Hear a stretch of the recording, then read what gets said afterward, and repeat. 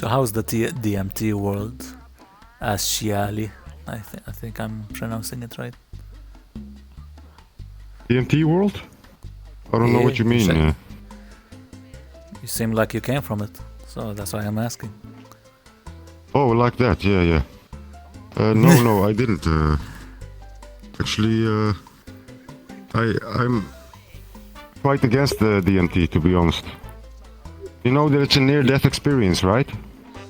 Yeah, it's within our body, I know, yeah. Yeah, but that doesn't mean anything, man. Like, water is mostly our body, but if you drink too much, you still die, so... I mean, yeah, but I don't think there has been a reported death on DMT yet, has there? No, it hasn't. But I'm just naming something like, not in a specific way, that it can still be bad in any kind of way. Something that is in your body. Yeah. Like, yeah. Technically, like most alkaloids that are in plants that give us certain trips and everything, we have receptors for it because most of them are kind of like body-own substances.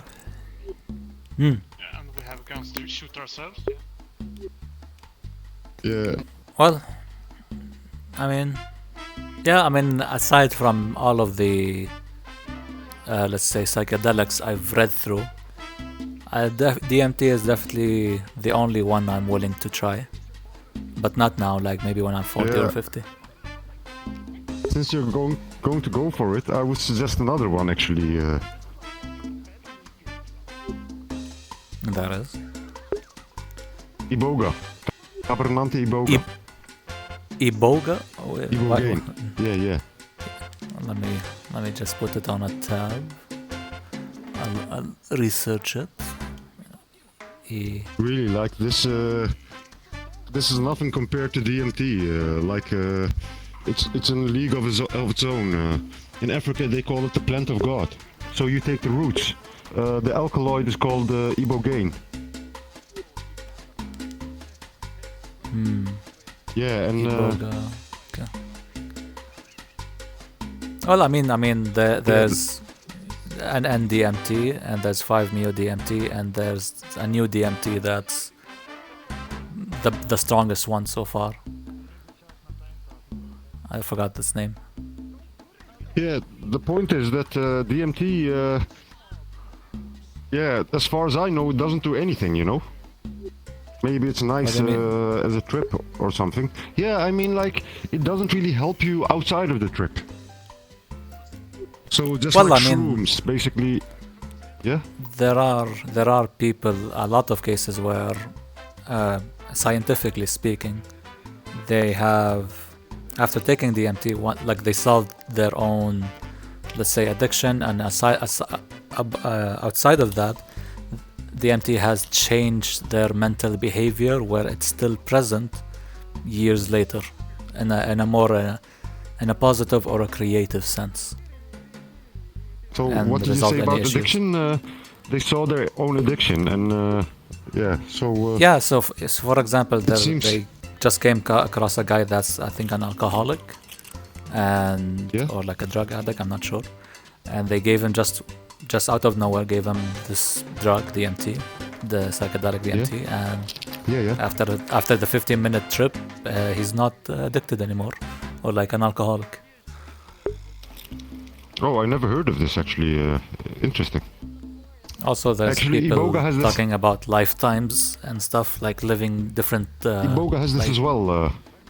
The same thing. Oh. Yeah. But it's even helping you from alcohol. Yeah, you have baclofen, which is a pharmaceutical drug, but you get tolerance for it, and you have to keep taking it. It gives you this euphoria feeling.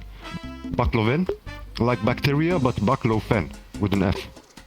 And then you have ayahuasca can give you insight into addiction.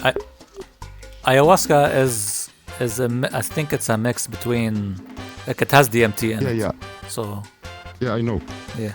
So it's also something I wouldn't really advise to anyone. To be honest, like I have this. I have researched a lot of drugs. I know a lot about drugs. And most of them I wouldn't advise, especially the psychedelics, because they're so strong. You have to respect them, and it can give you some insight. But most of the insight is also achievable outside of, without taking the trip. Let's say. Yes, that's what. That's what are they called? The yogis? No, the monks. There we go. That's what they do. That's their purpose. Exactly. So, but I mean, like I mean, the difference between a trip and a monk is 50 years versus 15 minutes. yeah, definitely. Yeah. So I definitely believe that, that you have this shortcut by taking this drug, and it can really help you. It's the fastest way to achieve a certain enlightenment. If that makes sense. Yeah, I do believe that. But so still, like, a lot of them have dangers. Potentially, like, instead of experiencing a good thing, there's like I think I read like a 10 to 20% chance you'll experience hell. So be ready. With what? DMT? Yeah. Or ayahuasca. Yeah, I know this. Yeah. I know this. Ayahuasca can also get ugly, and actually all psychedelics have this bad trip kind of potential. Yeah. Horrible. I hate. But I guess one more than the other. I forgot what's it called. Yeah, definitely. You know Datura? I haven't heard about that one. No. Man, this is the freakiest. It always gives you a bad trip. And actually, Iboga is also not... you shouldn't consider it a nice trip. It's actually hell, you go through. But my old sensei, he used to tell me that if it doesn't hurt, you're not learning. True. I mean, there's trips that are just... I mean, that's the thing with, like, I think I heard like 2 trips about ayahuasca, where there would be people basically basically screaming in genuine dread and fear, but at the end of it, they'll be like, I really wanted this, and this has made me better. So it depends on so like there's 2 different kinds of hell: a hell where you had to face, and a hell where it's just outright evil, I guess, that you shouldn't face.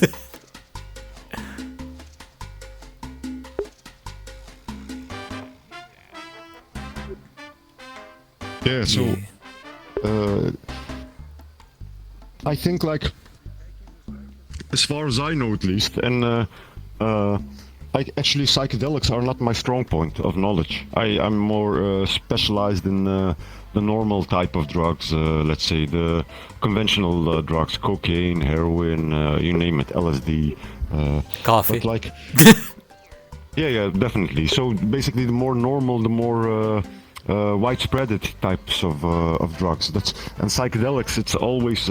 I took a couple of times psychedelics. I took LSD. I took shrooms. I took Ibogaine.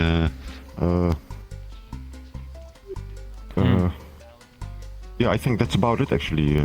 I actually bought the bark of this tree that you can extract the DMT, but I never got to it. You have to do this chemical extraction process, I used to be a cosmonaut. I used to do I did a lot of mushroom trips, actually, to be honest, probably 40 times, which I regret, because it did give me some insight, but like I said, it's again achievable without this. It didn't really bring me anything that, that was exclusively to this drug. So I feel like I wasted my time. I learned a lot of ugly things about shrooms that are not really common knowledge. For example, did you know that they use shrooms for the Incas use shrooms to sacrifice people? So they gave it to the... I'm sorry? You said Incas? Who's Incas? The Incas, the Pueblos, the South American Indians. Okay. The how to say this, indigenous population of South America. Yeah. And basically, so what it does, they gave it to the victim, or the one who's willingly wants to sacrifice himself. So basically, what it does, it's basically suggestogenic. It makes you really open to suggestions from the outside. And if you took it, I heard you were about a lot that more one. willing to go into your death. And this was actually one of the, this was the biggest use case for it. It wasn't used so much for shamanism and other stuff. So you can say that these things have been proven through time, you know? So you can say that if the shamans don't really use it, except giving it to the human sacrifice victims, then it doesn't really have other uses. And now it's being promoted like, the next best thing after sliced bread in the drug scene. So it's, for me, it was really a revelation, to be honest. I really got kind of scared from it, and that's one of the reasons I'm really sorry that I took so much of it. Although I had some very nice trips, you know, I must not, I don't want to talk shit about it, exclusively talk shit about it. I had some really, really nice trips, especially with some good friends, you know? Yeah. Yeah, as you said, again, I didn't look into much other psychedelics or drugs, but I mostly like only on DMT and its variations. And what you just said as well, there were also like let's say cases where people who like have cancer and they're gonna die soon, they're like sad, afraid, like hysterical, let's say sometimes, but then they give them DMT, and what they observed later on is that they're much happier, they're much calm, much less sad, much less depressed, because like they know it's like, like they understand the universe, etc., etc. But so shrooms give this as well, that I call it the God complex. You understand everything. But even if you write it down and you read it after you get outside of your trip, it doesn't even make sense anymore. So you can not take this knowledge outside of the trip. And other drugs do this as well. I mean, like LSD or MDMA, it really calms you. Even long-time enemies, if you're on your dying bed, they can become friends, and you really love. You can make peace with your biggest enemy when you're on MDMA. You know, it's so it's not the only exclusive drug that does that. If it was, then I would say, okay, that's a pretty good justification, but it isn't. I think it's I mean, I guess I'd need to look into the differences between them, what makes them actually unique aside from the visual output. There is, I think if I'm remembering the name right, it's called Salvia, I think. I took that a lot of times. Really, that's a nasty drug, man. Yeah. That's the drug where like all of the reports, like almost all of them, like 90%, it's like that was devils playing with me. I wouldn't say necessarily that's how I experienced it, but I felt like I was flat, you know? You go into this two-dimensional world, it's really strange that you go from 3D to 2D, you completely are pressed flat. Like probably the thickness of an electron or something, you know? It's really people are saying I'm paper, I'm cards, I'm a book, like all of flat stuff, basically. So it's really and it doesn't give you anything. Also, like any insight, any fuck that drug. But this Ibogaine, you know? You know more about it. Yeah, tell me. I wanted to tell you, so you don't have to do a lot of research. Maybe you read the wrong thing and you lose interest. So I want to tell you, share my part of knowledge, the things that I know about it. You know, it's called. It's being used by this tribe in Central Africa called Gwiti.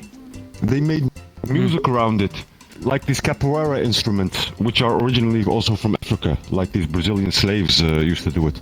The bow with the ball at the end, you know. But they use this. They use like really how do you say this?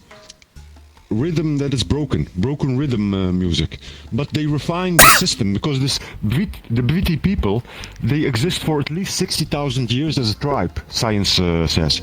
So basically, they had, the way I see it, 60,000 years to perfect this.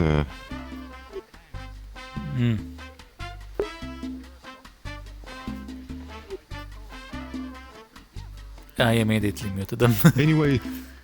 Anyway, so it's been discovered by the modern world by a junkie, a heroin junkie, and he was a poly junk, so he used everything basically, but his main thing was heroin, and he was looking for his next trip, and after he took the Iboga, he noticed that he didn't have any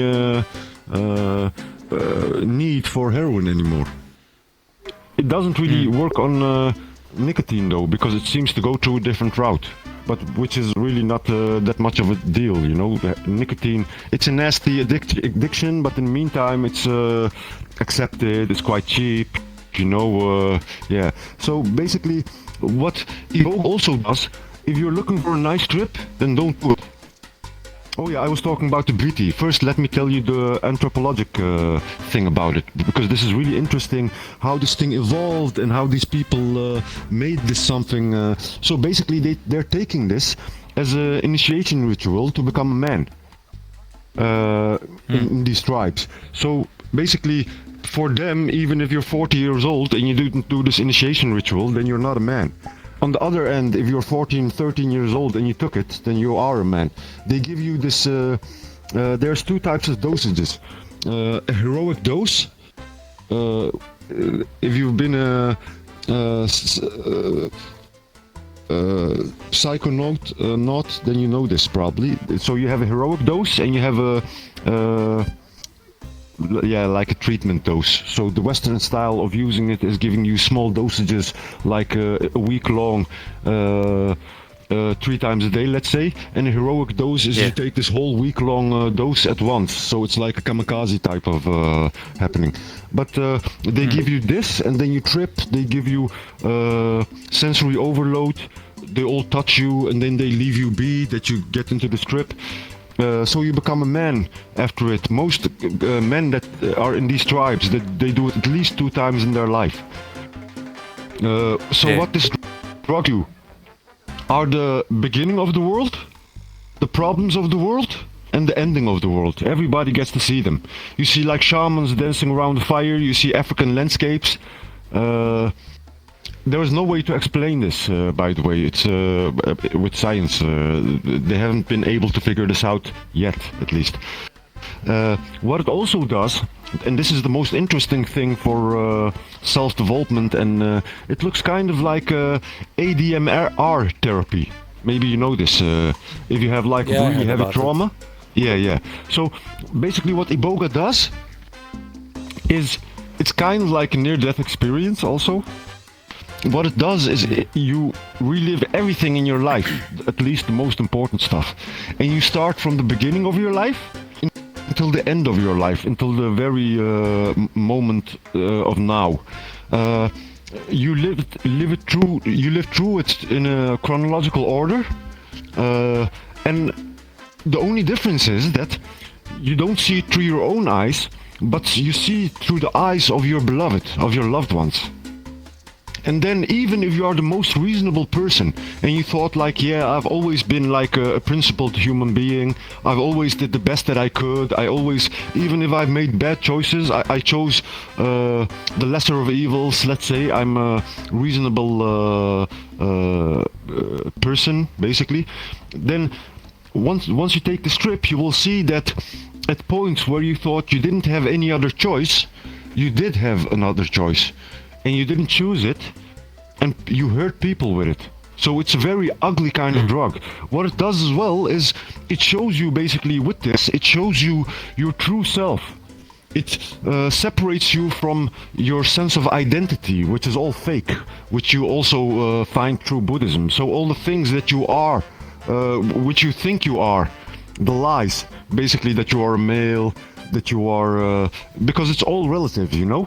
that you are a certain nationality, that you are a certain role, whatever it is, like a brother, a father, a nephew, a son, a daughter, whatever, like a certain job, whatever. So basically you see that this is all fake. This is not you. This is just something that you took. And these are also the lies that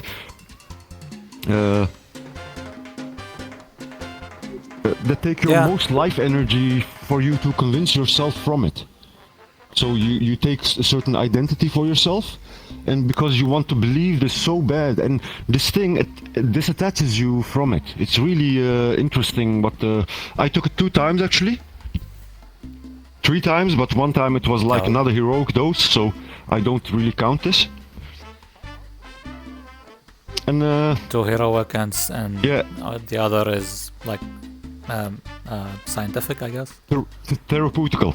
So the other one was therapeutical, so I took like a lot of small doses in a time frame of a week or so, you know. And most of the time it's nice for people in terms of experience. Yeah, so with the therapeutical dose, you don't really get the trip.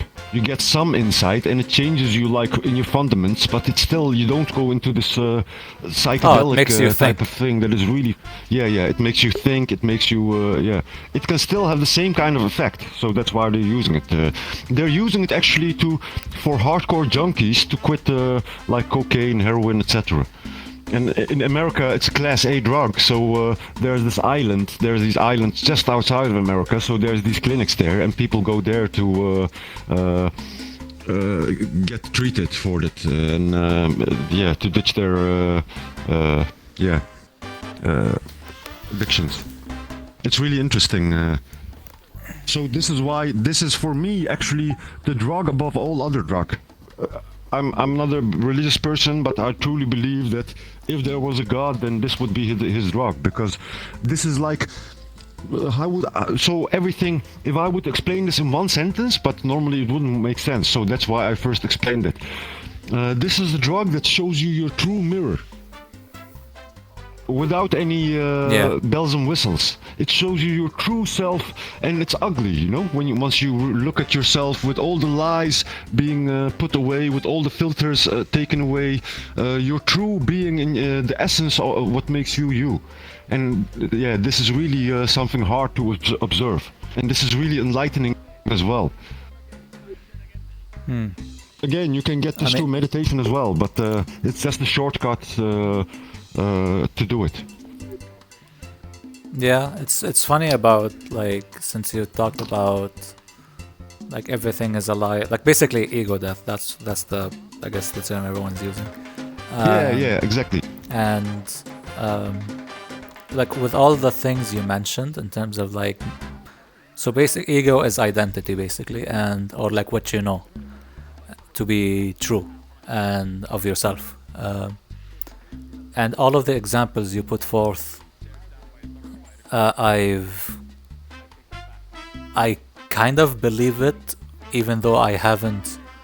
So basically, for example, what ego that I'm assuming, and tell me if I'm wrong, what I'm assuming an ego death experience will tell you, for example, is you are not you in a sense that, in my case, I'm not a brother, I'm not a son, I'm not a human with responsibilities, my name is not my name, etc., etc. Exactly. And I'm just something, a being embodying something else, which also within a, let's say, a theater. And is that correct in terms of what happens, or like what you think after you go through an experience? Yeah, exactly. Yeah, I'm basically, I realize this, or like still fulfilling this realization on myself, and after like learning, and because of this as well, not because of this, the advancements of humanity, like for example VRChat, or the entertainment that we watch, or the stories that we hear from other people, the thousands of stories that we hear, help us realize this point and the more we, as humanity advances, and like, for example, VRChat, or maybe we'll reach a point where we'll do like a Black Mirror episode where we completely go into the world. We'll realize a lot of stuff. And yeah, as you said, we don't necessarily need to take these psychedelics, and that's why I also mentioned I don't want to take DMT now. I want to take it when I'm 40 or 50, and the reason is because I want to continue. I want to. So I am 44 actually, and I still don't want to take it. No, but yeah, here's my reasoning. The reason why I didn't want to take it until then is because I want to experience my current path with what I've currently got, without any I guess the word is influence. Yeah.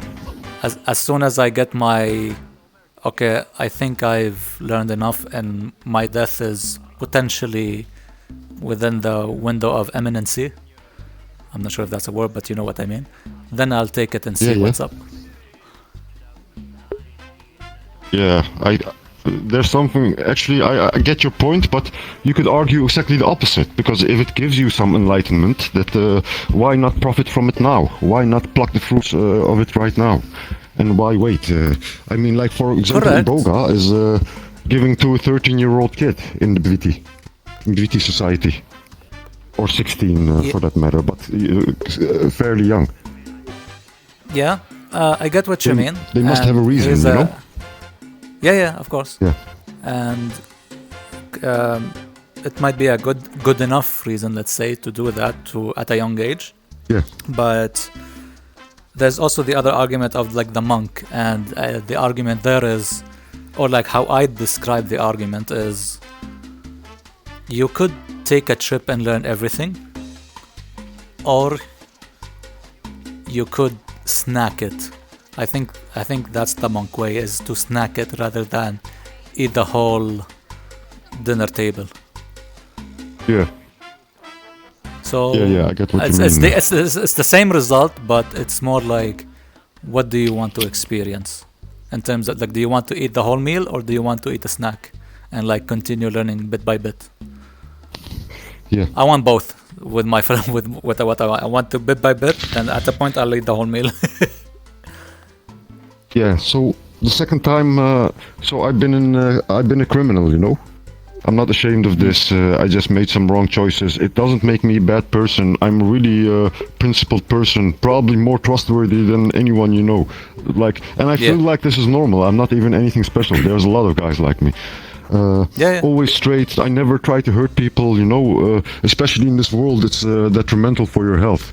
But anyway, like, so the second time I took Iboga, I took it and then I got into the strip. I tripped really fucking bad. So eventually I couldn't stand it anymore. And this is also a drug that it could give you a heart attack or something, you know, that... or if you have psychiatric past, then I wouldn't advise it. But any other man, especially, I would actually advise it, because I know that what it can do. But basically, when I at a certain, so it's not really dangerous that you become mad like shrooms and you jump out of the window or something, you know, which is the chance of this is really small, and it's probably because of something else than because of this when it happens. At least as far as I know, it didn't happen. But anyway, so when I woke up, imagine, so I fell asleep at a certain point because it makes you really tired. So this is also why it's not really dangerous. You just want to sit. It makes you kind of sick, you know. It's because you get all these other terpenins, alkaloids, all this other material, except for the iboga, you know, the ibogaine. So the working substance. But you get also all the other plant material, all the other chemicals and stuff. It all together has this certain effect on you that it makes you kind of physically weak. So you just want to sit, and it makes you tired. It makes you sick a little bit. It makes you puke. Like this is all your body is saying basically you're poisoning yourself, just like with shrooms, for example. But so eventually I went to sleep, and then I woke up. So imagine I woke up. This is really true, you know. Imagine and I'm really also fucking hard. I've seen a lot of things. The things don't really scare me, you know. I'm not saying it doesn't affect me, but I can go through the shock, through the pain, you know. I've seen horrible things in my life.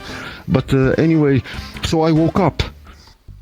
And for the first time in my life, so imagine that I was cleansed and I was virginally clean. I was like white all over again, all the filth, all the poison, all the conditioning, so I was again this essence of innocence. So I woke up and I realized what kind of world I created around myself, and I had this really fucking heavy panic attack for the first time in my life. It was such a big shock, you know, to realize what the world was around me. Just my regular world, you know, that it was normally business as usual. Imagine, like, what kind of fucking thing it did with me. And it was, to be honest, like, it was like for half an hour, it was really fucking hard. Even now I get shivers as I think of it. But after that, I got used to it and I went back to my normal life again. But it was really quite something, man. It was really... You woke up and you woke up. Yeah, definitely. Yeah, I get it. And there's a lot of, like, you know, people experience multiple wake-up moments in terms of the world around. Like in my case, I think I woken up only once when I, let's say, broken out from... or broke the shackles of religion, and basically my mental health, my mental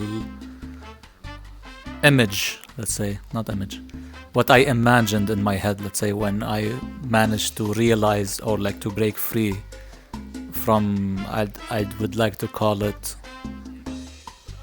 let's say, hidden propaganda, is I imagine myself, I became a light in a light bulb, basically a light bulb that's been lit in a sea of unlit light bulbs. That's how I saw it. And right now I'm in a journey where I'm discovering and trying to understand everything, and I'm sure that you can relate considering what you said.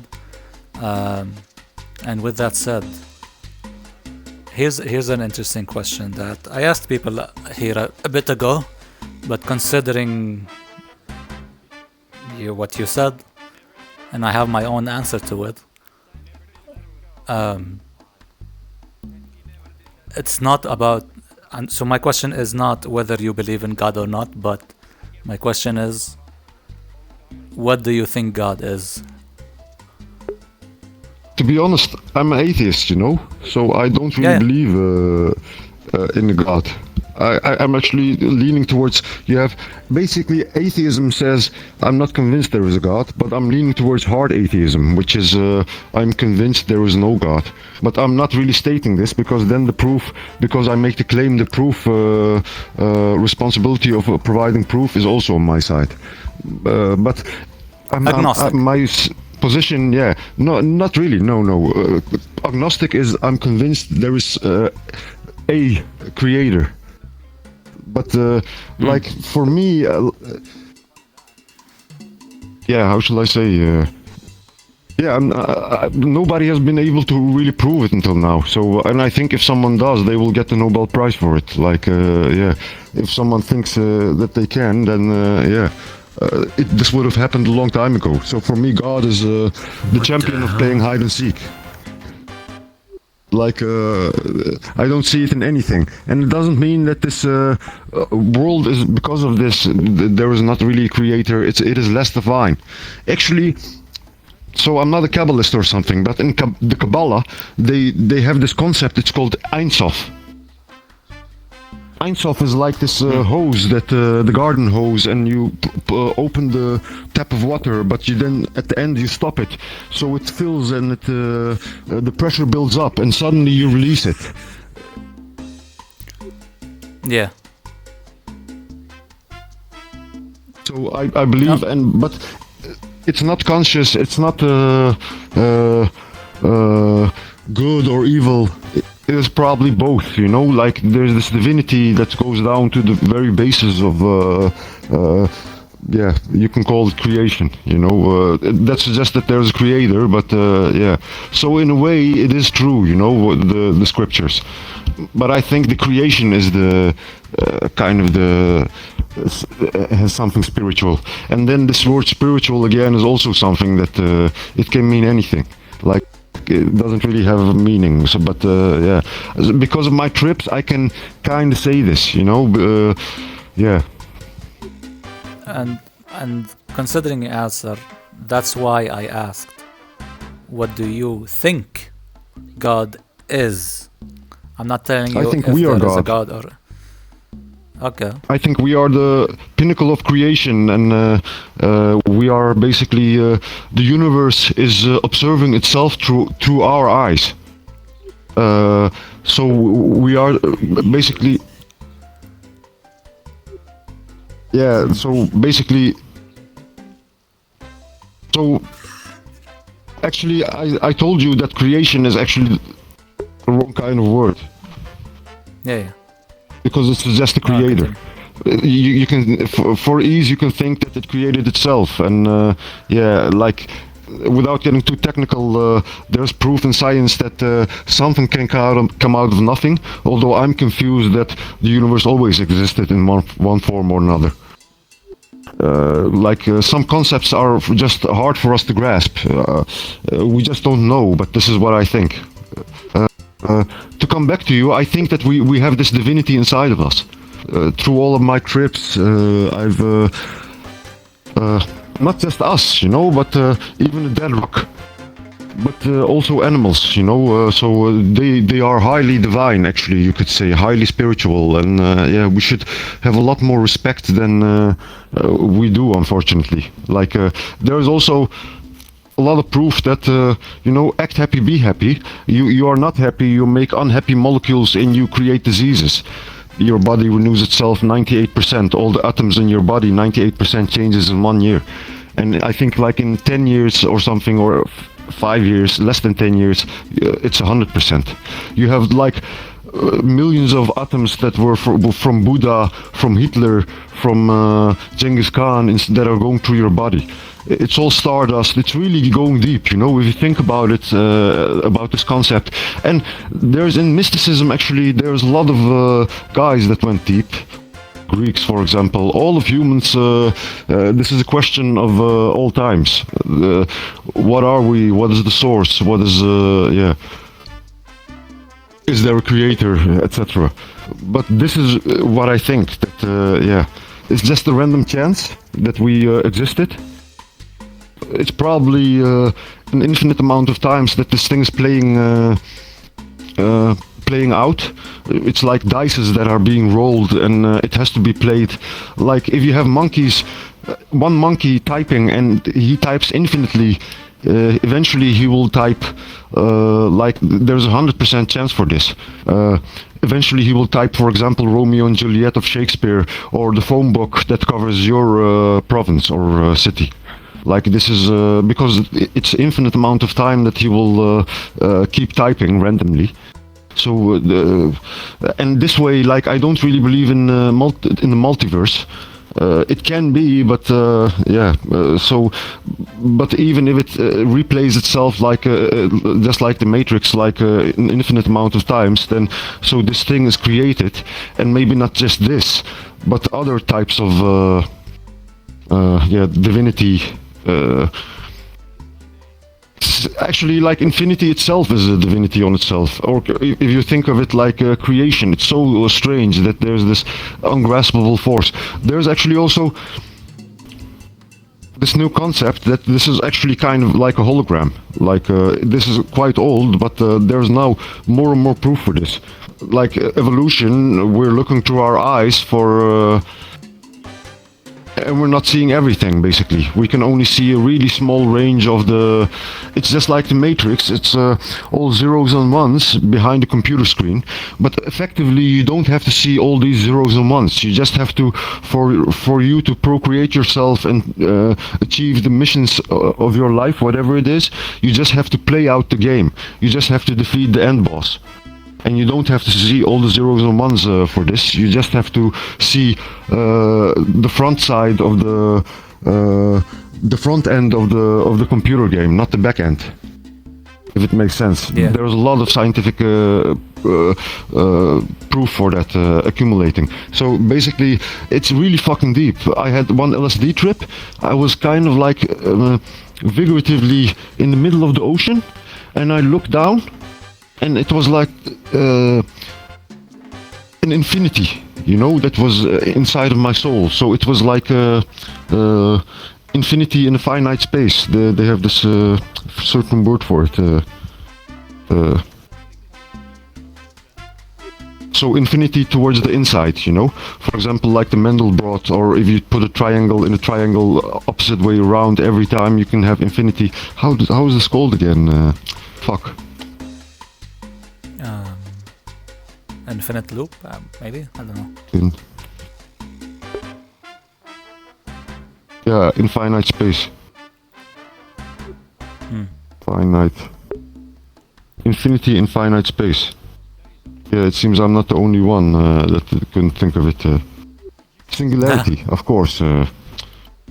Yeah, so it was even, you know, you see all these patterns repeating, and even the universe was once smaller than an electron, they think. True or not true, we don't really know, but it's like an explosion that if you trace all the shrapnels backwards towards the source, the path of trajectory, then it all kind of singles into one point. So it's kind of logical that it happened this way, you know?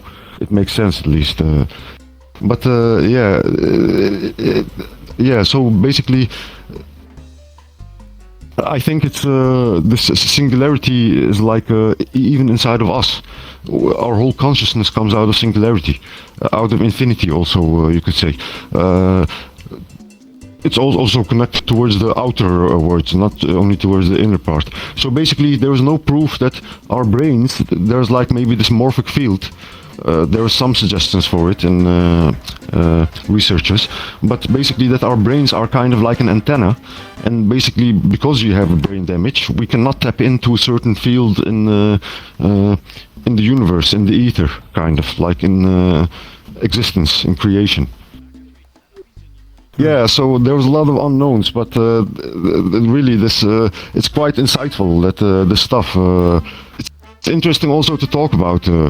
This is really the first time I talk about quite specifically and also quite generally that with someone about it. I told a lot of these small parts of this to someone, but never like this.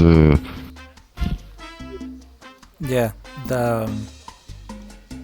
I'll get to what I'm thinking in a bit, but so what you just said throughout is pretty much 99% of what I thought, but before I get into that, so the follow-up question of what is God, and you answered it. What do you think God is? And you answered it. The second question we're all divine. Yeah. So that's the first question. The second question is, what do you think the meaning of life is? This is really, I would say, for practical purposes, I would say whatever you want it to be. Life is just about one thing, and often people, this is like, and then I don't say it, and people, I want for people to ask, what is this thing? And then I say, like, whatever you want it to be, whatever you want. This is basically, you give it its purpose. It doesn't really have a purpose. The way I see it, also happiness is not really a purpose. If you look at Stoicism, then it doesn't even make sense to be happy all the time. You shouldn't even be affected too much, at least. You know, you should act a little bit towards it. But yeah. So I would say, like, You decide. You give it. You are the god. You know. You give it its purpose. Yeah. All right. Definitely, it's okay to do nothing. For example, if you can get away with it in life, like if this is what you think, like you shouldn't be idle. You know, you shouldn't do anything. Not that you should do anything. But in the meantime, it's okay not to achieve, like to go into this rat race or whatever. It's whatever you want it to be, you know? Yeah. All right, then in my part, I'll give to you my answers to my own question. And I won't expand on it because it's pretty much similar to yours.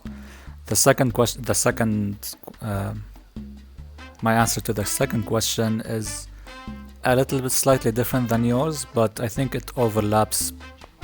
It's just delivered in a different way. So the answer to the first question, what do I think God is? And it's pretty much like your answer, which is everyone and everything is God. That's a summary to the answer, and you quite expanded on it a lot. The second question is what do I think the meaning of life is? The way I'd answer that question is it's to live life. And you said whatever you want it to be. So I think those two answers overlap, just delivered differently. Do you agree? Like, so the meaning of life is to live it. That's it. Yeah, definitely. Yeah. Hell yeah. Yeah, I got excited. So that's why I asked you these two questions.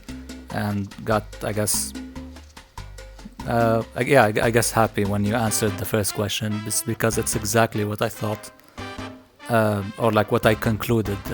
When did I conclude it? I guess about half a year ago to a year ago. I'm not sure. And right now I'm watching a very interesting show. I'm not sure if you watched it. It's called Lucifer. No, I never. I'm not familiar with it.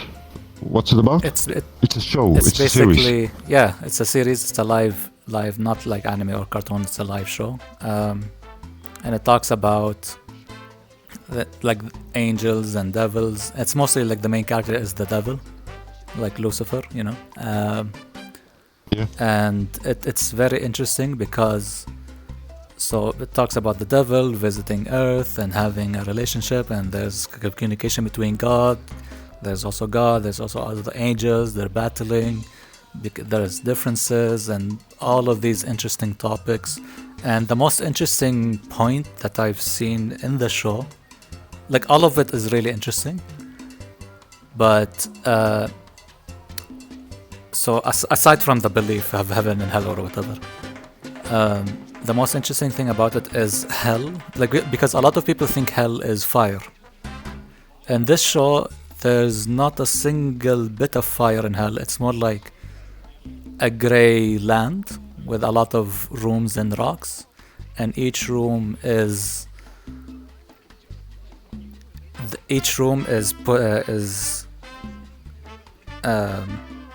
a human in it that is its own hell, and the hell for that human would be what they feel guilty about, and it loops for eternity. So for example, if I am and you only go in hell and that show is if you think you should go to hell subconsciously, and so you would go to hell, and the only way out of it is if you think you've solved your own guilt and then you get out of it. So for example, if I killed someone and I felt guilty about it, like I felt I wronged that person, I killed an innocent, then when I die, it's my hell where that loops, and I continue to feel anguish about it all over. It loops and loops and loops until I somehow feel not guilty about it and like solved it on my own, and then I get moved up to heaven. So I think that's an interesting thing because it's the reason why, aside from like a general interest, it's interesting to me as well because it kind of relates to, so like when you die, the DMT or like whatever happens and you experience either good or bad, maybe. And so Yeah. It kind of overlaps with that idea, you know, of like when you die, you will experience either hell or hell because of you. Yeah. It's also funny because like I feel like in a way we're all the same, but in a way also because of our differences, we all see the world also different in each other. Like we are different, and we look at each other like you look different at me. I have a different avatar than you. Like you are from your viewpoint. You think like I could have done this and this. Like and I think like I could have done or said this and this. You know, basically we have different and it's multi-layered. Even for me, just looking at you, it's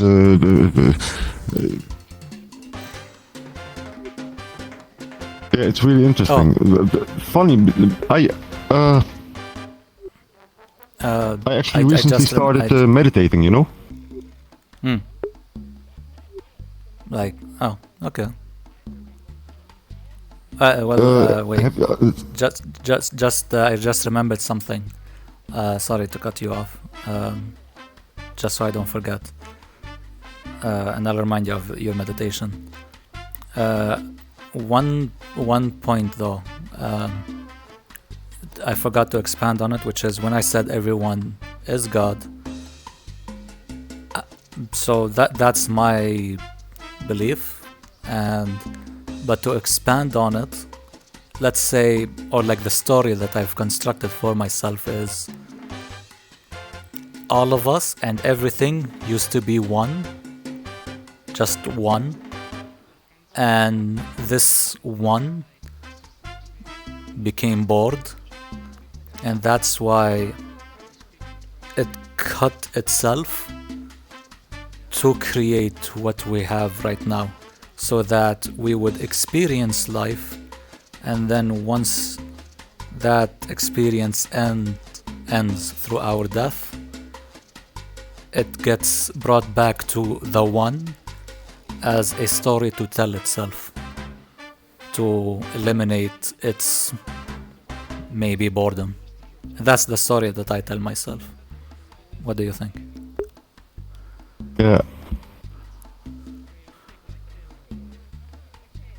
I don't know. I think like it's actually interesting enough without life, the universe. I really love the stars and astronomy and our way, how we look at it, which is not even the complete picture. It's just what we think, and which is not even complete. But yeah, I feel like it's. But this is like I feel like this is the pinnacle. Maybe there's something even better. But yeah, it's.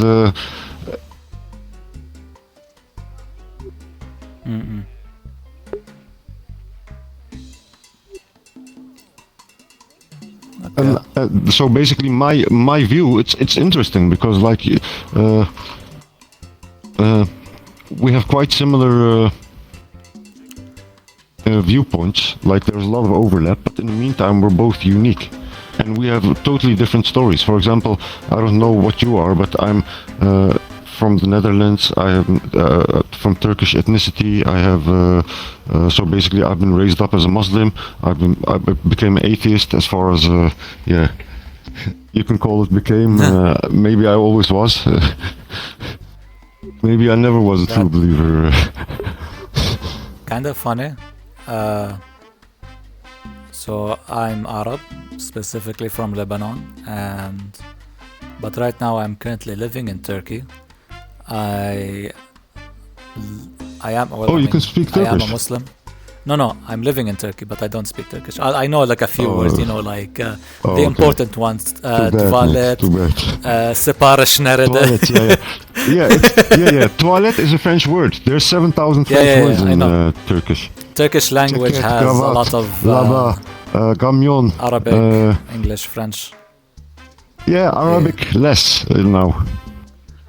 Ataturk fucked Turkish up.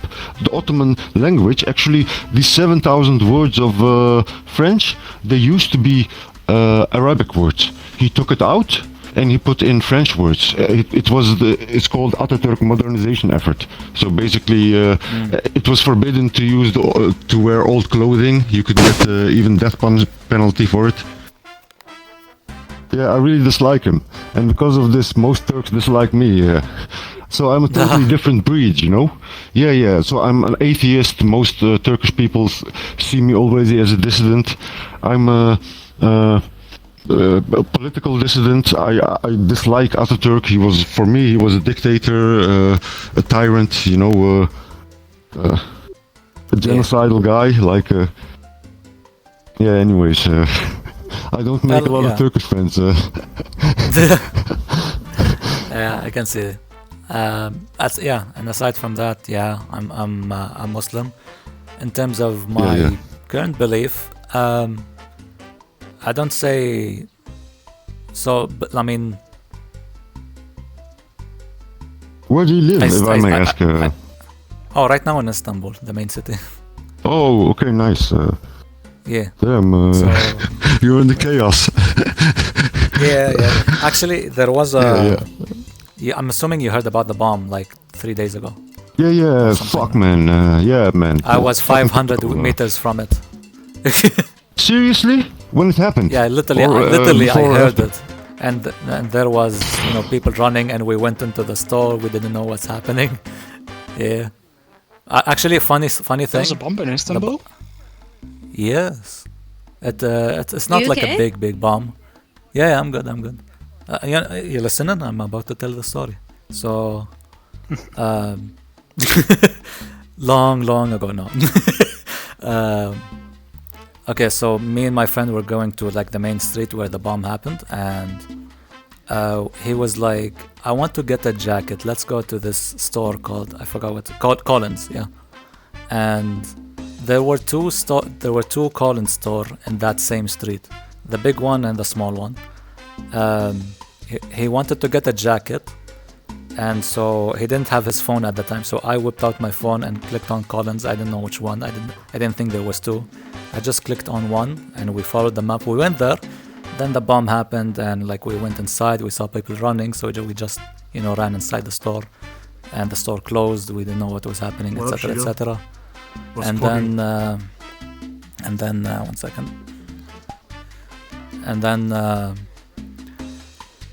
And then it was discovered that a bomb happened. And what I also discovered is it was 500 meters away from us, exactly at the bigger Collins store. So if I literally made the choice of going to the other Collins store, I would have been dead. And another funny thing is my friend didn't need a jacket because that day I came to him with his old jackets that he needed. And he didn't know why. He wanted to buy jackets, even though he had jackets. So it was all like two things that... What the fuck? But don't cities like that have like something that detects bombs? Wait, you meant bomb? You were talking about bomb, and I was thinking about missiles. So yeah, okay, never mind. Forget about what I said. Yeah, it was an open street. The bomb was placed on like a chair thing in the middle of like the open street thing. Yeah, okay.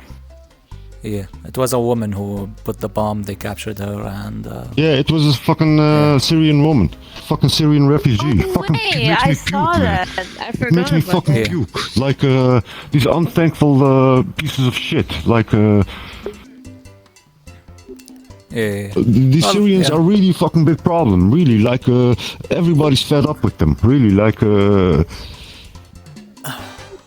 Well, I mean, it's not just it's not specifically like the Syrians. It's more like Syrians. What you call it? Pakistanis, and back in the day, you got the Iraqis. It's not about where they're coming from. It's more like the belief system that they're on. So it's not like a nationality thing. It's more like what these people believe. And aside from Syrians, you got small. Not most Syrians are okay. Like most people are okay. It's just people who believe in certain stuff just do these horrible things. Mm-hmm. Yeah. What which face should I be looking at when I'm looking at you? Is it the top face or the bottom face? Face? Oh, you have like a little you above your head. Yeah, a little human on top of you. No, the bottom face, actually. I'll change my avatar. Because your name is over the top face. Okay, yeah. It makes sense. This is where your face is, right? Let me ask you a question. Right in front of me. How many dogs' asses have you sniffed today?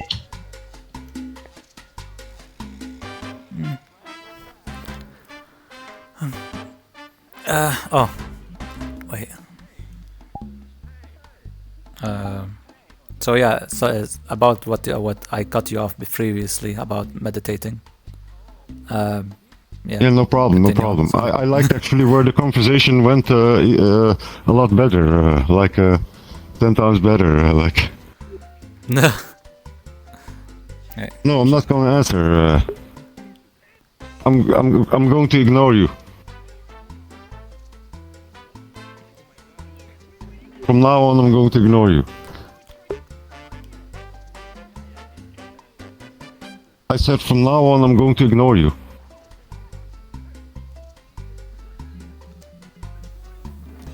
Yeah, if you're right, you're right. I don't know if you're right.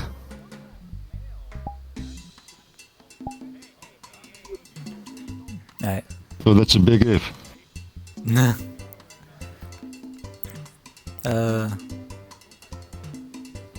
Whatchamacallit? Oh, and I mean, since we're still on the cutting off thing, I'm not completely off Islam because the popular Islam is, from my perspective, is pretty bad. But man, there's a lot of problems with Islam. I know. I don't want to hurt anybody's feelings, but if you want to get into it, no, I know. I know the issues. Don't worry. There's a lot of issues with Christianity and Judaism. Yeah, less than Christianity, but still, But here's the thing. In my case, so I was really close, basically cutting it out. But I was searching for answers, let's say, in terms of is this legit or not, basically, at the time. And while searching, I did find answers that were I wanted to hear, but I didn't, follow it because it wasn't logical. But I did find a person that did answer almost everything very logically, and his thinking is he also wants to not have, basically, to have no contradictions when he was reading the book. And after throughout the year, after listening to him and reading his stuff and etc., and to summarize it, the Islam that I follow, so that's how I separate it. I follow a very not popular, or let's say very niche interpretation of Islam, or the Quran, compared to the popular Islam. And the version that I follow is pretty much, it's as if you were atheist, almost or if you were in the West. Does this have a name? This person, if you wanna look him up, he's called. He died last year, I think, or 2 years ago. I'm not sure, which was sad. I wanted to talk with him, but his name is Muhammad. So you know how to type Muhammad, I'm assuming. Second name Shahrur. So let me spell it out for you, or Shahrur if you know Arabic. So SH A H. Yeah, I have it. ROR. There we go. Yeah. I have it. Yeah. He's bald in the middle. Yeah, and he's Syrian. But yeah, I know it's funny. But yeah, aside from that, so the way put a name to my Islam version, and it would sound very oxymoronic. I title it as Scientific Islam. And what does that mean? Basically, it's basically what means is a non-contradictory Islam. Yeah, so whatever you know about Islam in terms of like you have to kill the infidels, or you have to kill the gays, or a woman should be like wear a garbage Oh my bag. gosh. Ninja. like ninja, yeah, like a ninja. Yeah, like all of basically what comes down to it, all of that is like null, and the only actual like sins are like, I don't know what he concluded. This person is like 14 or 12, I can't remember, but basically don't be a douche, don't kill a person, don't steal, and just live your life. That's the Islam I follow. I thought it was going to be something like the Pope, who said like, yes, the Big Bang existed and God created the universe through the Big Bang. I didn't dig much that deep into it, but but yeah, it's just like I'm assuming what you're living right now. I don't know who you are, but you know, if you're drinking alcohol, if you're having a fun time in life, if you're a good person and not a douche, that's the Islam I follow. You don't have to, go bomb yourself. You don't have to bomb yourself. Yeah, sounds cool. If I can do a little bit of epistemology, like you know that you're Muslim because you were born in this religion, right? That's the main reason. Why didn't you look for anything else? You have to actually, for example, in America, you have like more than 3,000 different Christian denominations that all think that they're the true believers. So you didn't go to Hinduism. You didn't go really deep to be comparing it. You just chose for more or less the same type of thing. And like the way I see it, that how can I know that your scripture, as a middle guy, I'm in the middle. So this guy is saying I'm the truth, this guy is saying I'm the truth. So how do I know that this book has any significance? Because the other guy says his book has the significance. Yeah, you're right. Yeah. And you're right. It's what you believe is right. No, but I want to hear his answer. I want to hear his answer. What made you choose for this? My answer is, how can I say this? I can, and I am, I'm not saying this for like fluff. I can, if I want to, go to any other, like go to Christianity, go to Judaism, go to whatever, or not even be in a religion if I want to.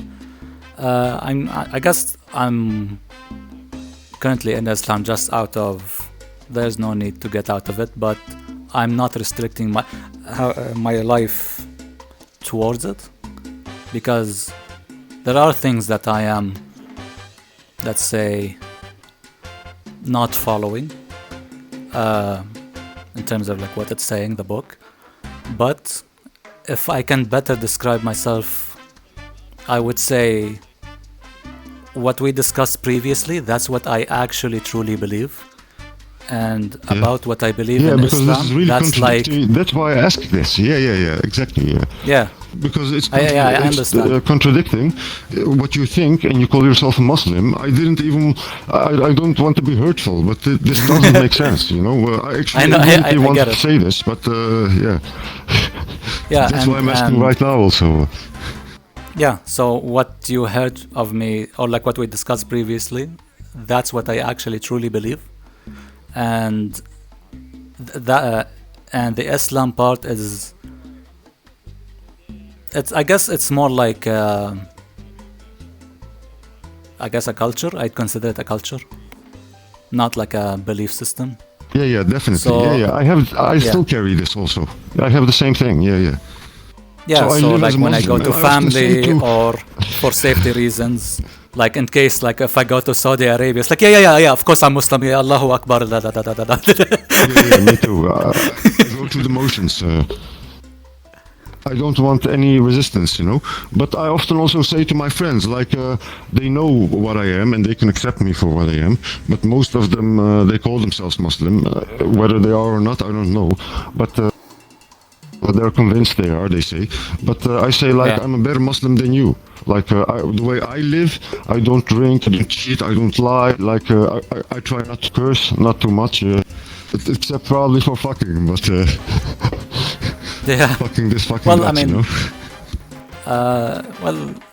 Well, what you just described is what everyone's trying to be. It's not necessarily Islam, so on. And yes, of course, you understand this. But these, Muslims or any other religious person don't think that way. They just think, the morality comes from their own religion. And that's why I also mentioned, like, it doesn't really matter to me if I join Christianity or Judaism or Hedonism. I don't know what's the other religions called. And like, I basically came to a point where I thought, just out of entertainment, I'm gonna make my own religion. I haven't started, but it's basically just, if I had to describe it, or if I had to title it, it's either it'll be called scientific religion or the human religion, or don't be a douche religion. Yeah.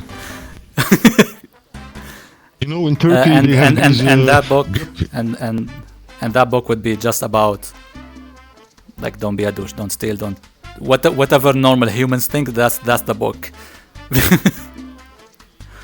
Yeah, it's really interesting that you have this do no harm principle, which is actually everything. I'm in terms of, like, political terms, I'm definitely like a libertarian or like very close to ANCAP libertarian. And if we, without discussing it further, I'm just putting terms. So capitalist pig, freedom, hurrah, blah blah, and get off my lawn. Yeah. And that's why I really, really, really, really like Bitcoin. It's the only thing where you actually own that you can just, like, say fuck you to anyone who's trying to steal it. Yeah, but in the meantime, these guys own the world. Do you think they don't have a stake in Bitcoin? They don't have a dog in the fight? No, I know they do, but it's it's the in terms of the small guy versus the big guy, Bitcoin is the best bet. Yeah, I believe it might have even been created by them, because now the world that we're going towards is the centralized top-down vertical system of blockchain technology that they're going to use to enslave us. So with the flow of money and everything, so it might be just for them to get used to us, for us to get used to the idea of blockchain technology and everything being registered forever. Like you're right, and perfect tool for yeah.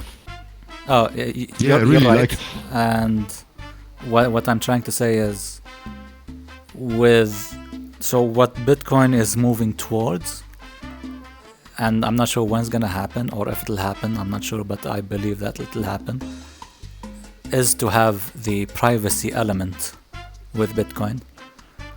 And in terms of what you described as, one centralized coin or whatever, or like controlling and everything is public, so I wanted to say this, that's what they describe as CBDC, centralized digital currency, something that a lot of countries are doing it. Yeah, but it's funny, I've been saying this for years, but I said, like, especially one really good friend of mine knows this, I have a lot of talks with him about this, but do you really think that they're going to allow something that will challenge their power? Come on, man. What did they do to Gaddafi when he wanted to come out with the golden dinar and want to sell oil for that? Yeah. Do you think they let anybody challenge them from their status quo position? Of course not. Like, of course. And the European Union is actually going to take this new law. Actually, now you can find it in the news. So this is like I was there. news from right now. They're busy with this law that they're going to forbid all the privacy coins. coins that, as you said, have this privacy element into them, just like Bitcoin. So if Bitcoin becomes a problem, with which you can have quote unquote privacy, you can use it for money laundering, etc., etc. So it's bomb, forbidden. And then, of course, they want to use these quote unquote transparent coins, which are their centralized coins. Like, this is obviously like playing out right now. You're right, and I'm not denying you, and what you said is accurate. but here's the thing.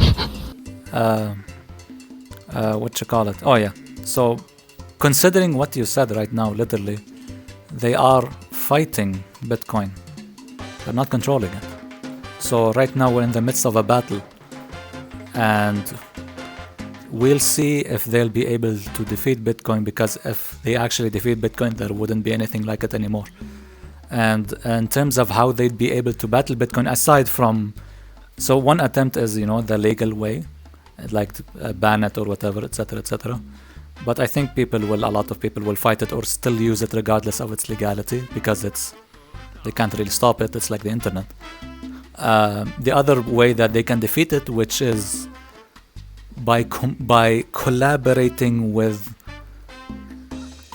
most countries, and I actually mean this, collaborating with most countries and with enforcing a lot of people within those countries to be collaborative about this front to take control of Bitcoin. And that the likelihood of that happening is extremely low. Like so low, like it's in the realm of, quote, miracle. But in this case it will be a bad miracle, but yeah. So right now, we're in a battle.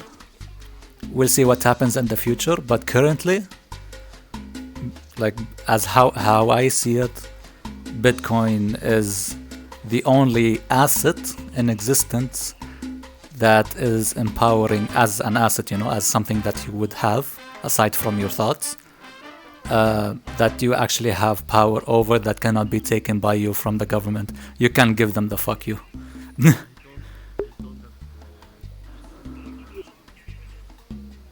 So we'll see if Bitcoin will survive.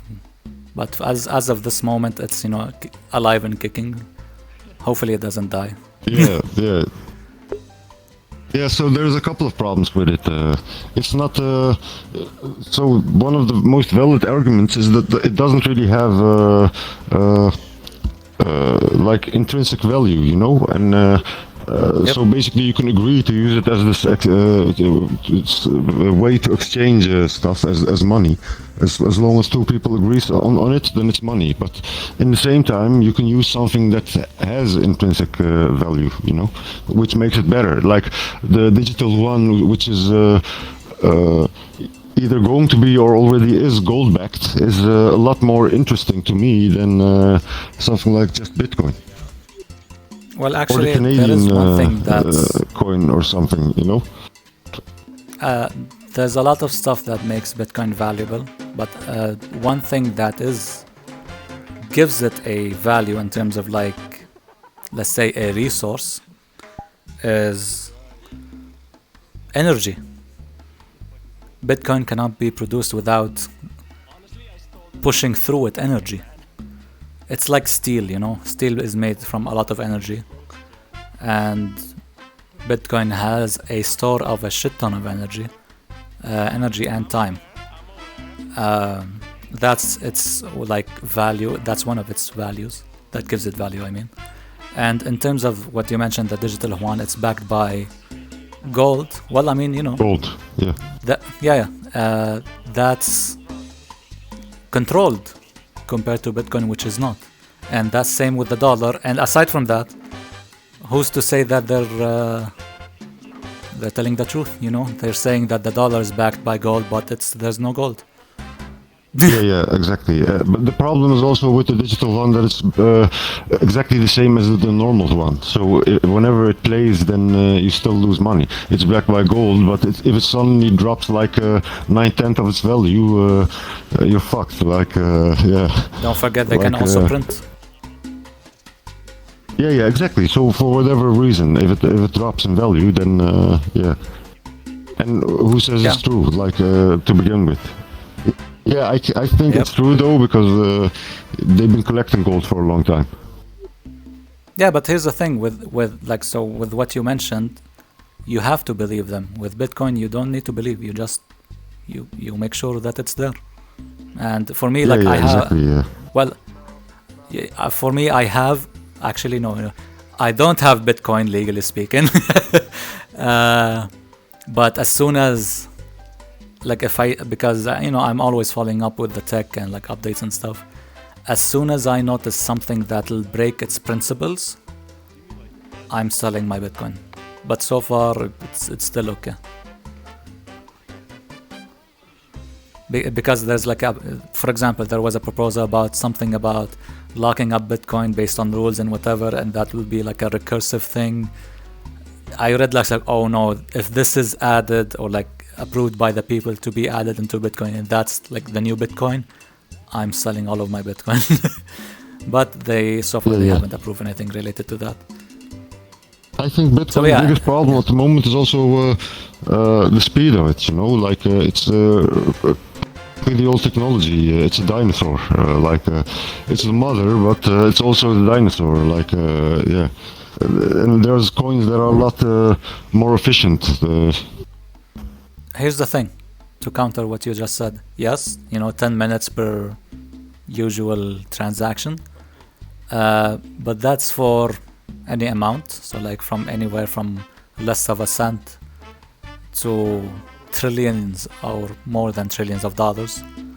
And considering that amount of value for 10 minutes and for a fee of less than $1, I mean, fuck yeah. But to even add more to the point, there's something called the Bitcoin Lightning Network, which is a second layer on top of Bitcoin that it's not like a side chain or a slave chain or whatever. It's actually connected to Bitcoin.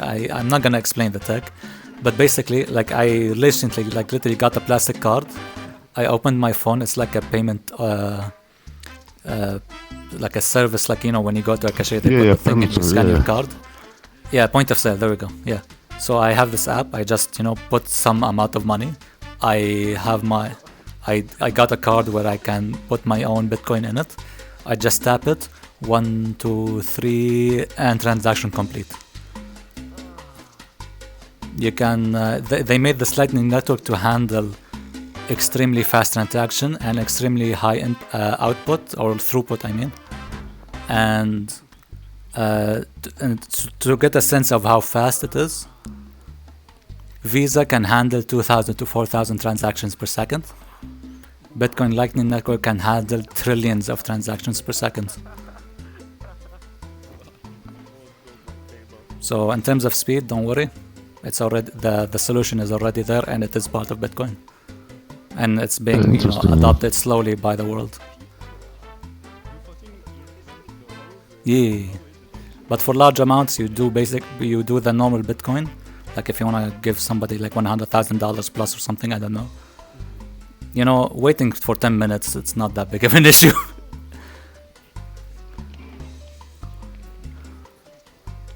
Yeah, actually, it's safer. The 10 minutes thing, it's not that was there because of it's archaic. It's there because of security reasons. And so I'm not getting into details, but yeah, it's a good thing that it's 10 minutes. And to accommodate the commercialization of the currency, that's why they made the Bitcoin Lightning Network, and it's growing every day at an exponential rate.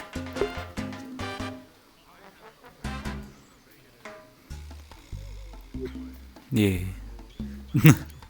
Actually, wait. I mean, we had this, deep conversation. Let me add you.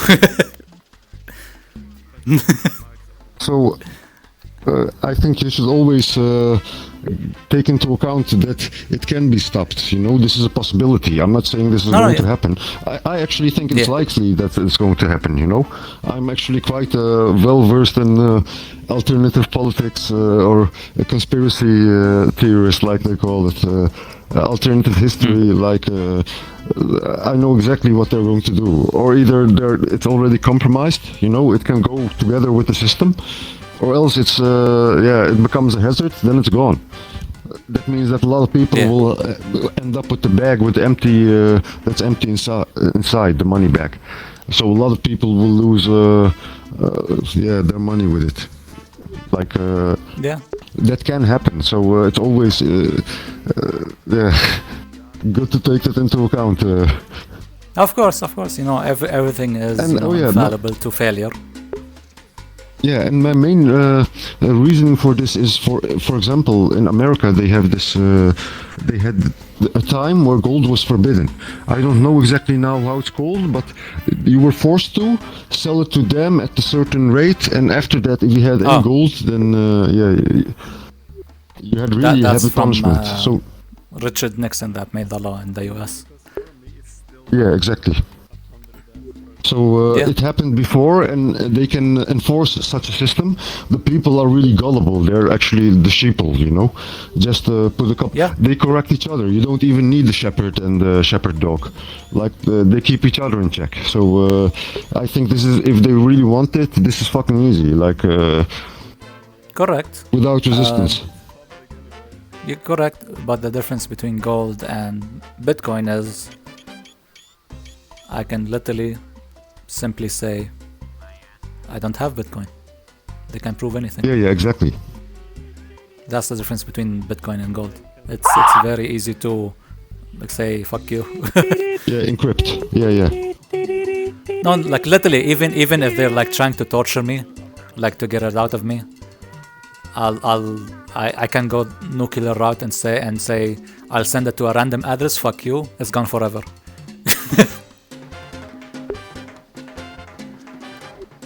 But with gold, it's difficult. They can always find it, you know, and always take it because it's physical and stuff. Yeah.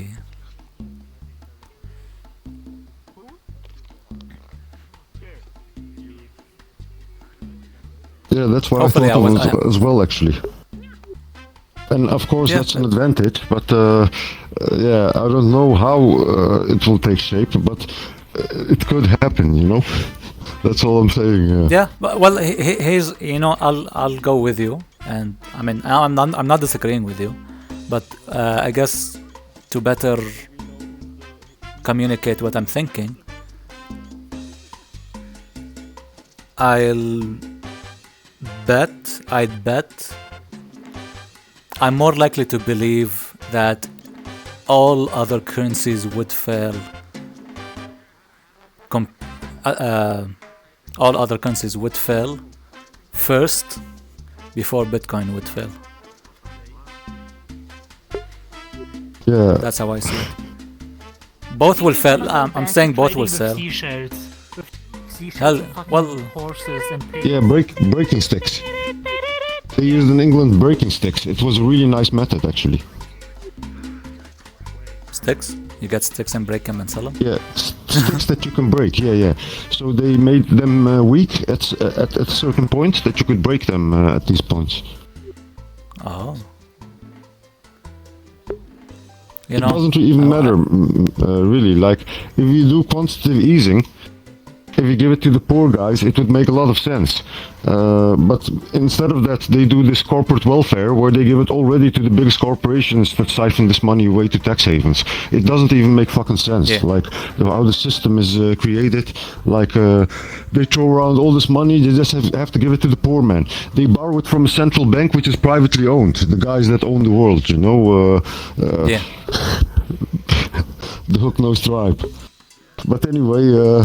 Really, like, the problem is really easy to solve. For me, economy is actually more like the science to explain where the poor guy has nothing and the rich guy is rich.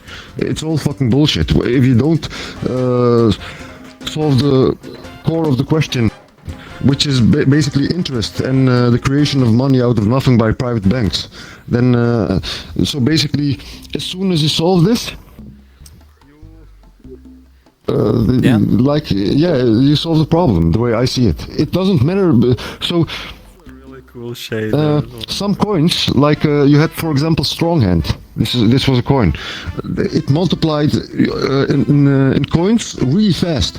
But the point was that where is the square root of 51 factorial? Proof of stake kind of coin.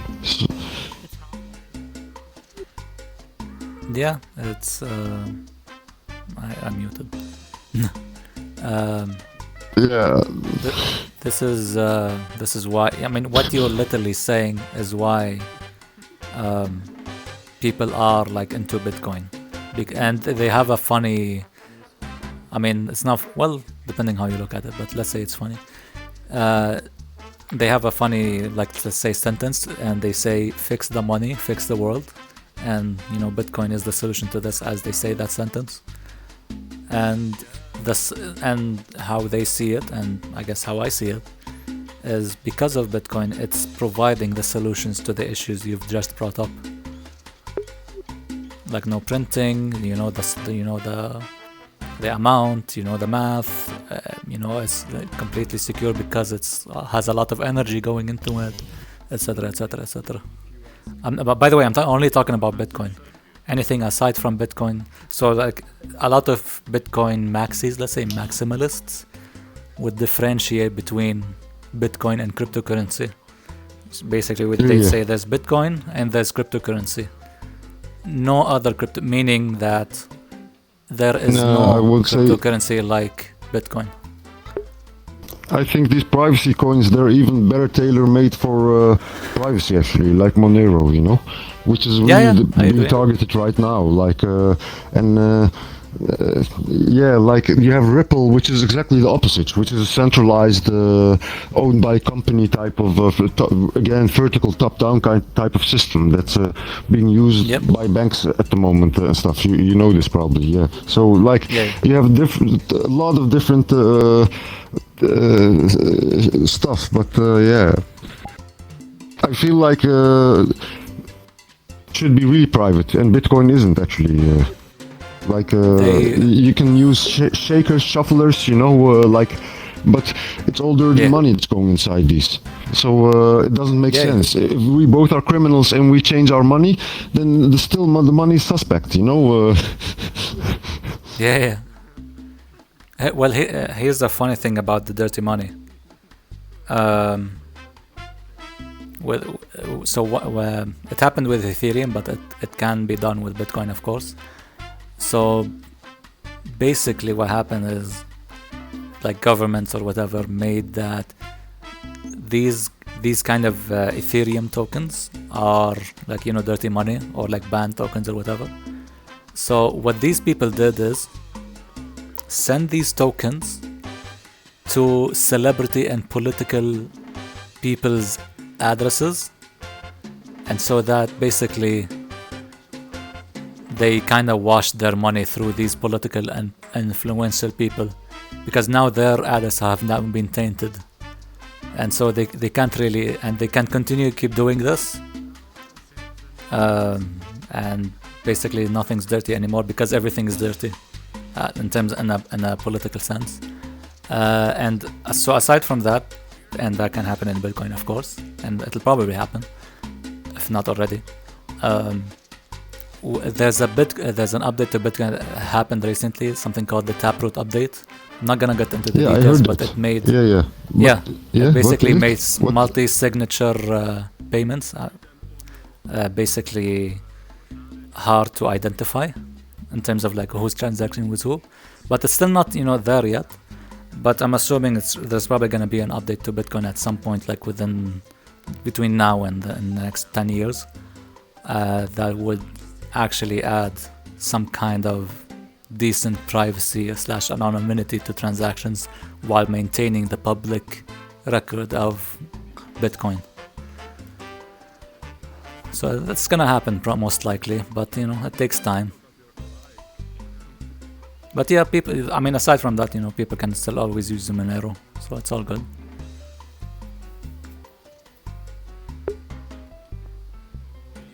Yeah, that's nice. Right.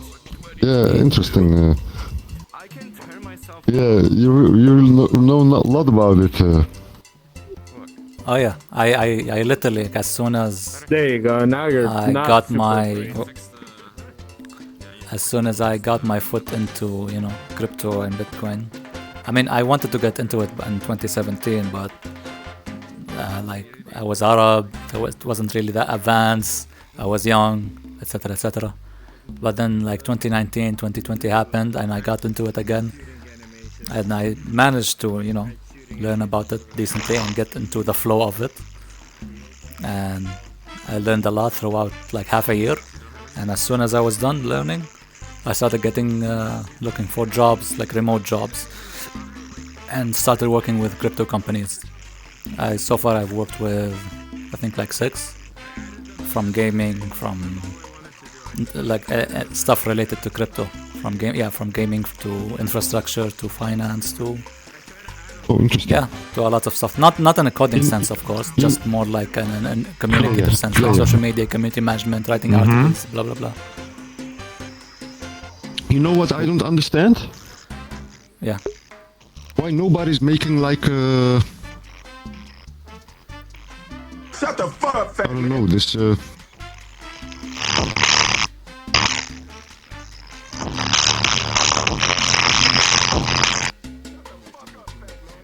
Yeah. Nobody's making let's say a philanthropical coin. Let's say a coin for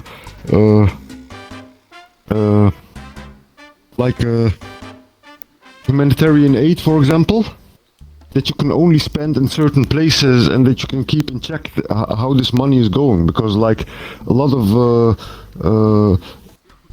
non-profit organizations that are helping so-called people in need, all this money just disappears, and you can make this really efficient system of basically being able to track this money, and why this is not being implemented in one of the sectors it needs it the most. There are actually projects that's trying to do that, but personally speaking, I really don't. Honestly, regardless of crypto or not, these kinds of let's say, helping people schemes. out kind of projects. Yeah, schemes. I see it as schemes, even if they aren't. And for honestly speaking, the way I would help people, if somebody's across the world and they need some financial help, I wouldn't give it to an organization. I would see if I can get in contact with the person I want to help, directly, and see if they are knowledgeable about how to obtain money. I'll give them the money directly, not through a third party, because I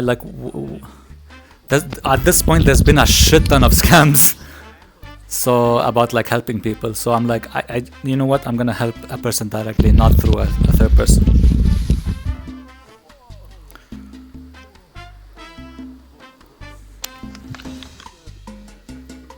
Yeah. Anyway, there's probably a couple of places where it could be handy. That you just follow. It is quite handy to follow the money, because it's not. You want it more transparent. Like this, and maybe Bitcoin is one. I mean, they can still use Bitcoin. You can still track the addresses. You basically just have to tell the organization to use Bitcoin, and teach the ones you help about Bitcoin, and give them their own addresses, and we'll start sending you money, and then you spread it, and you always show what you're sending, so we can verify that you actually sent it, and it's actually viewable by everyone through Bitcoin. You know what I also don't understand? Maybe you can explain this also. Why isn't everything that is centralized, all these powers that shouldn't be, why aren't they decentralized yet? They can easily make this kind of system that with blockchain, that, for example, companies like eBay, as a seller and as a buyer, when you do a transaction, you invest in the system, so you get a reward, Basically, by feeding the system and being part of the system, you reward yourself. So basically, they replace eBay, Amazon, Airbnb, the library, you name it. Why isn't this until now we just talked money systems, but basically we can decentralize everything, but this revolution still didn't come yet. This is also what's kind of frustrating to me, that why is this not happening? Like news, in non-areas, no. Good news, it's actually happening. For example, so like in terms of the earliest Uber, you know, form of it is torrenting, and another earliest form of it is the dark web, or like the non-public web. But now in terms of like other stuff, what's happening is, or the most exciting part actually, is a decentralized internet. Now you would think that the internet is decentralized already, but it's not actually. So basically, when you want internet, where do you go? You go to an ISP, you pay them a subscription, blah blah blah blah. What's happening right now and it's spreading, and it's kind of difficult to explain like how it will be possible, but it is possible. Don't worry, it's already happening. You'll be your own ISP, and you connect with other ISPs, and there'll be a token as in a crypto, where basically the data that's passing through you, people are paying you to pass through you, and if you want to transfer data or receive data as well, you'll be paying. You'll be paying, you know, with the token that you've received. So everyone will become their own ISP. So the internet will become decentralized. So you won't have, you know, countries anymore blocking the internet anymore. I'm not sure when it's gonna be 100%, but it's happening and it's spreading. That's one decentralized thing. So this is a mesh network, kind of. Yeah, it's mesh. Yeah, it's mesh, and it's spreading. Another what else is being decentralized? This is so. There are other stuff, but so that's one big thing. Another big thing is it's still like in the concept phase, but you know, I'm playing around with it. I've only been seeing videos about it recently, but basically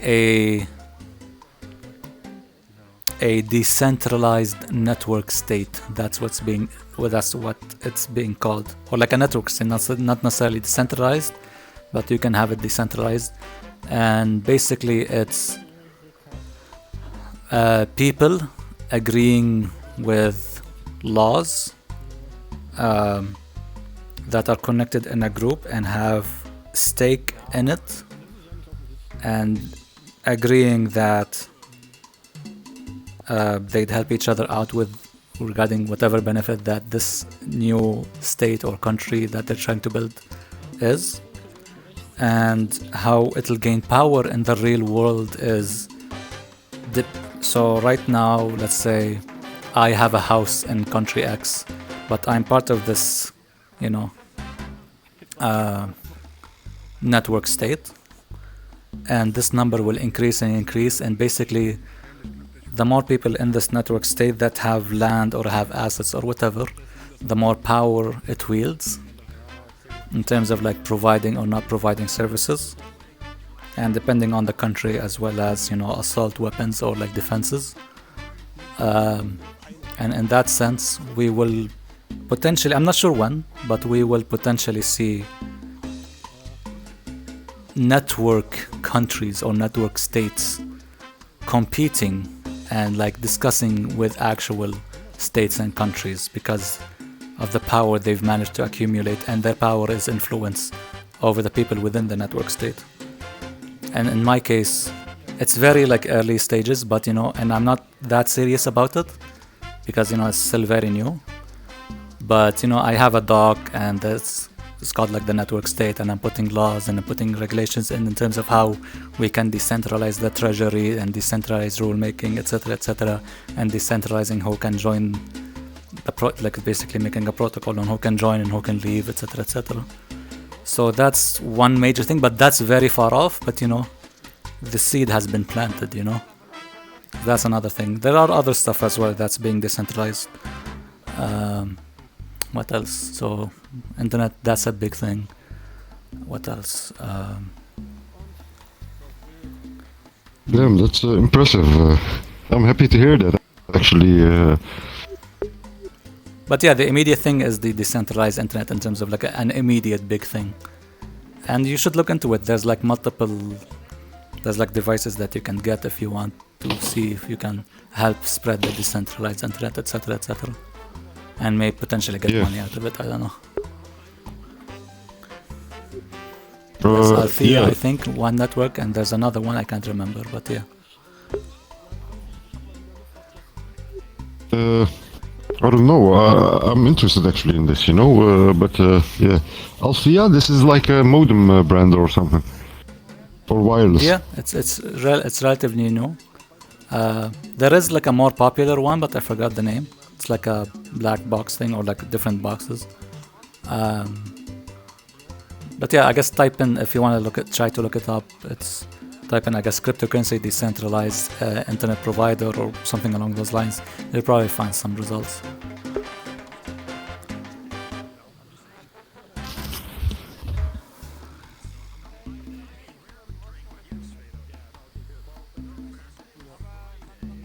Yeah, there's also, by the way, this Turkish writer that's also quite moderate in Islam.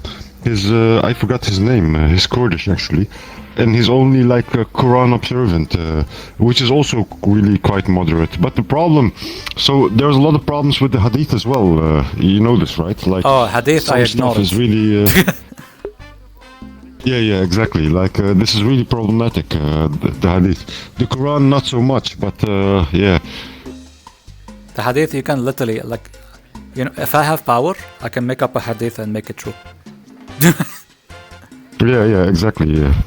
Yeah, but for Sunni, this is really the next best thing to the Quran, So then it's problematic. Like, yeah.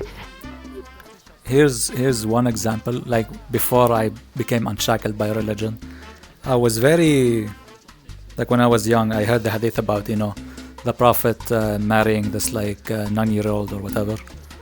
And consummating their marriage at I don't know, 12 or something, or 13, I forgot. So this is also a really big problem. Yeah, so I'm about to tell you.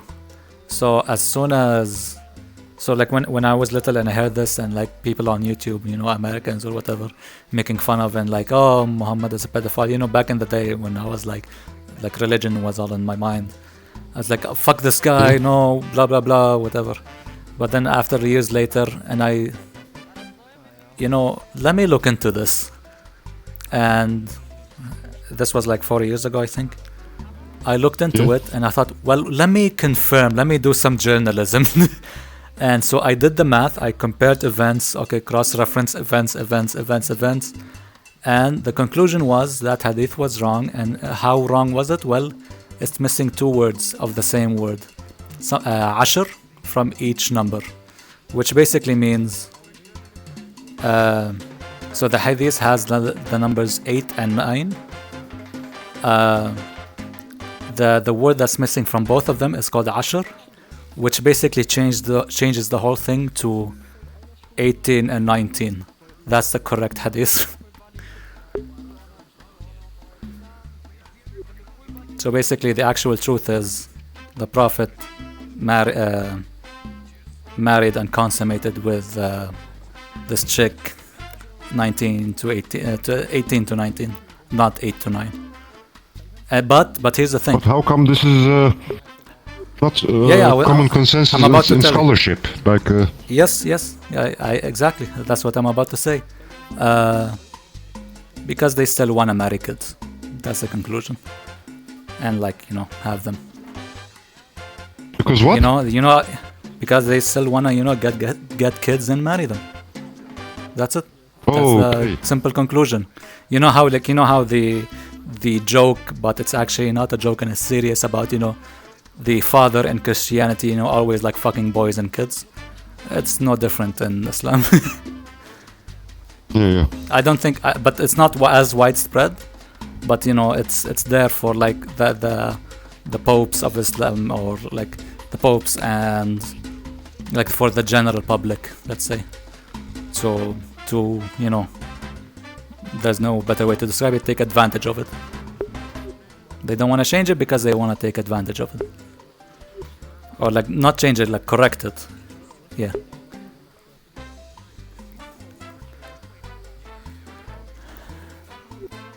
So yeah, the truth is good, but the in the grand scheme of things, you learn something very, very rotten, which is they want to take advantage of kids.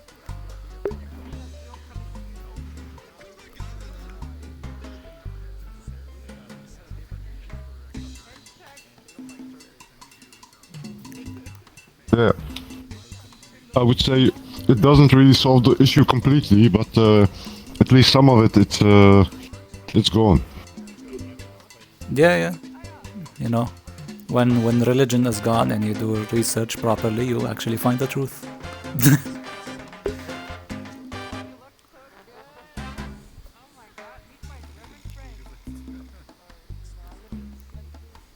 Yeah, for me, one problem with this is also, you know, if I want to say something to you, I preferably do this myself. If I can't, and if I'm using a messenger, then I better be good. It better be a good someone, and not a pedophile, exactly.